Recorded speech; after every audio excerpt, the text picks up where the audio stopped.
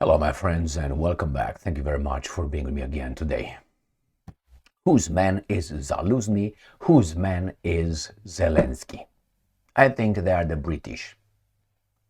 Do I have any evidence? Well, sometimes you have, how do you call it, circumstantial evidence. So from certain behavior, you see a certain pattern, and you say, wait a minute, what's going on over here? So, we have an article here coming from the New Voice of Ukraine, where Mr. Zaluzhnyi is portrayed as unifying force together with Zelensky. So they join forces against evil Americans. So Zaluzhnyi is in London, exiled temporarily by Zelensky. Zelensky was kicked out of the White House. Zelensky was embraced by London. I can give you, and I will give you more evidence regarding these two individuals. I don't think that they work for Ukraine whatsoever. I'll start with that one. So about that, I'm 99% convinced they don't work for Ukraine. Sometimes the interest of their employers might coincide, overlap with the interest of Ukraine here and there, but it's like a drunk guy on a freeway. Okay? So let's start with the article. New Voice of Ukraine. Zaluzhnyi criticizes Washington, signaling unity with Zelensky. Washington Post says, no. It's not unity. It's, I think, activation. This guy, let's put it this way. Start with this. What would you rather be? Maybe you should go even back. I'm trying to set the premises, and it's have to go back and back and back. In this world, in politics, and not only, you have to be someone's man, someone's person. You can't do it on your own. You have to be someone's guy. And those guys over there, they will invest in you, will open doors for you, will push people aside, will promote you, will write beautiful articles about you. And the people will know. And so on. You have to.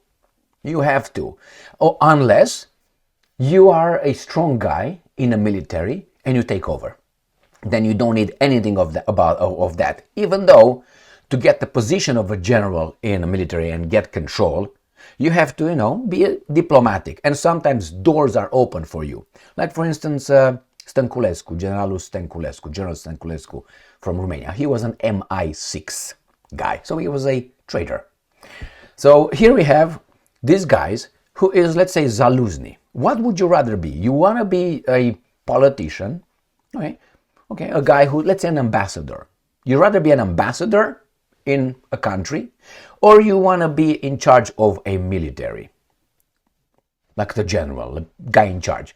I personally would like to be the general. Why? Because if I want, let's say, go rogue, or if I want to save my nation, I get in charge. Now, as an ambassador, I'm a sitting duck.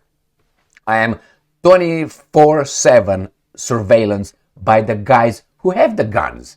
So, therefore, if Zaluzhnyi was appointed ambassador to London, not because he was, from now on, let me take my hat and let me get my suit, my tie, and from now, I'm an ambassador, I'm a politician.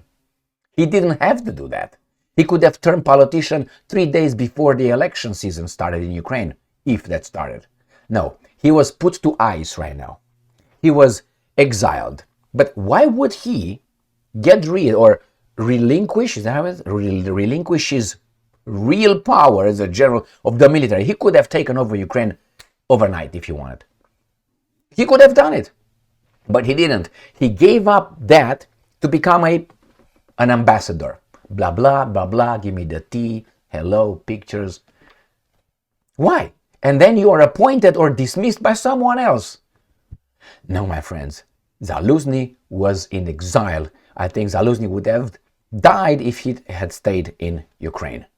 Therefore, I think the mothership called him to stay to London until the other baboon runs his course. When he runs his course, Zelensky, they're going to switch. They're going to try to switch. Now, let's go to Zelensky.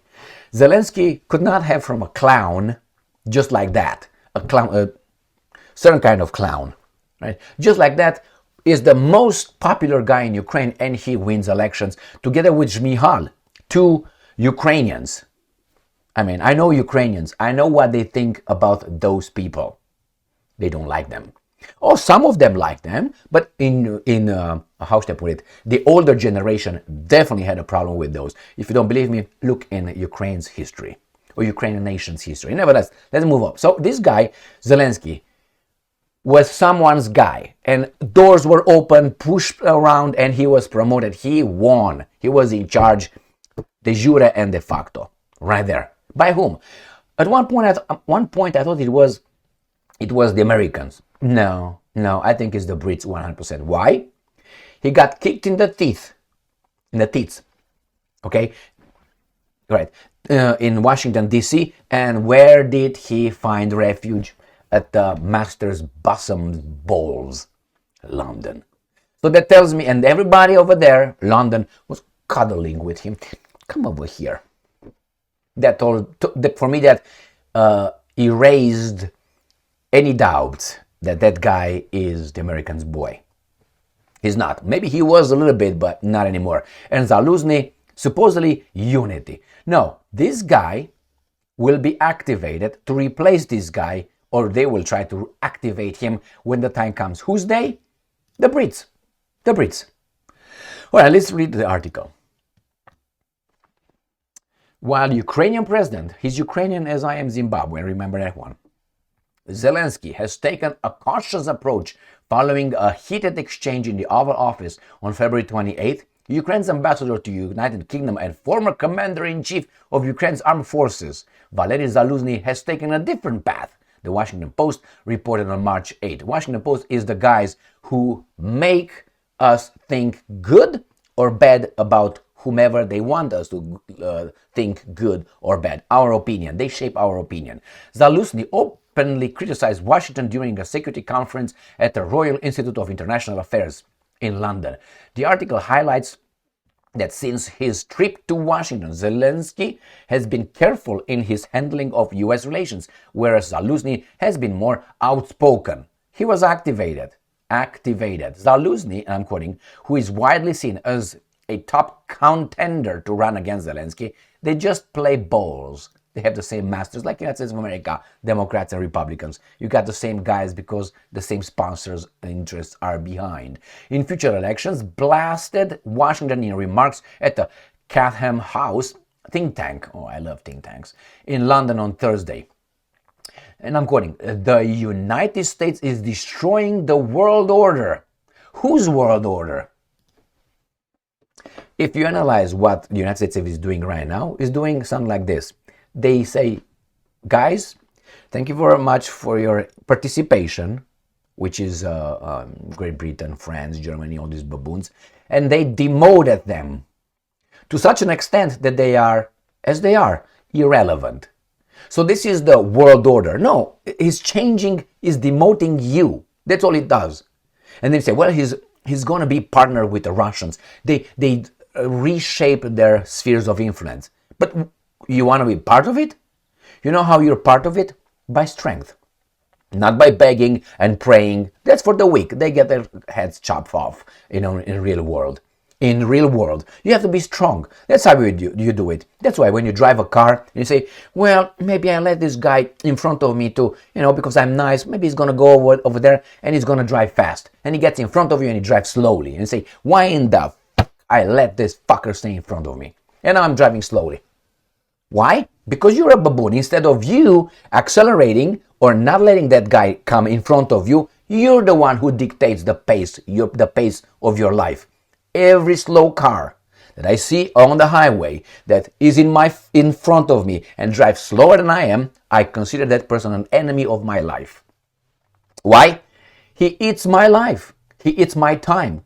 I will tell you why. Let's say I stay behind the guy and I drive 50 miles per hour instead of 60 miles per hour. That's 10 miles per hour slower. That means it's 10 minutes of my life taken by that baboon. So I'm going to get to my point of interest, wherever I need to go, to take a shit or make love or something. Instead of having 10 minutes, I don't have the 10 minutes because that guy driving, texting, because that person fucked my life right there. So that's how I look at it. Every slow person dictates my life. Why shouldn't I be in charge? I'm not going to let you stay there. That's what I do. Well, okay. So the same here. You tell me that Zaluzhnyi decided to let other people decide their lives. The same with these guys, London. They don't like to be, oh, we want to be in. No, this is the new order in which the United States of America, unfortunately, for you guys, told you you are irrelevant. Stop playing games here. The reality, we don't need you. And if when we need you, you're going to be there. Why? We own you. And Zaluzhnyi, the new world order, the new order. Okay, let me show you here. These are the few articles right here. US is destroying world order. US destroying world order. Remember, this is CNN, BBC, Reuters, Mirror. These guys are promoting Zaluzhnyi. Why? It's the activated to hit the United States of America. Why? They don't have to have peace in Ukraine. They have to have something else. What exactly? Well, did you know that Ukraine became the biggest arms importer? Yeah, in the world, Ukraine. Now, in order to buy weapons, that means you have money. In order to have money, you have to have a job. Or borrow money from a bank, but based on your job. Right? When you go and ask for a loan, let's say a mortgage, they look at your credit, they look at your payments, they look at how much you make, right? And based on this, they say, okay, these guys are going to give us money back. Well, I think Ukraine's economy is in shit. How much is the GDP? 3,500 or something? Per year, per person, or 4,000, not even 4,000? That's how much they make. If you take all the aid outside of Ukraine, given it, these guys are bankrupt in 3 years ago. So why would you give them? How are you the biggest arm importer? Someone else is paying, someone else is borrowing in your name. You become those guys' slave. So Zaluzhnyi is a sitting duck who's going to be activated. I think because Zelenskyy was accepted in Europe, especially in London, like he was in Paris, and Zaluzhnyi was taken away from that, and they're gonna, they're gonna create a public relation, a new image for Zaluzhnyi. Not new image, but they were let me just cover this. Reinforce the fact that Zaluzhnyi is a strong guy. He's a Ukrainian. He works for the Ukraine. He's a military with experience, with courage, with knowledge, geopolitics, and so on. But somehow, he just said, I don't want to have all that. I'm just going to stay over there in London. Why in London? For the same reason why the Russian oligarchs, some of them, about 40% of them, fled to London, not to Jerusalem. To London. Why did they run? Not to Paris. Look at those Abramoviches. They have their main head office in London. I don't know about Abramovich nowadays, but when Putin's called them, come over here. How did you get your first million? How do you say, I gotta go in Yiddish? Skopa. Skopa, London. Why you go to London? Come over here to my little, okay? So Zaluzhnyi, I think, is the Brits guy. Zelenskyy is the Brits guy. And the Brits are owned by Skopa. Got it? Thank you very much for being with me again today. Stay strong, stay smart, look for the truth, and be just.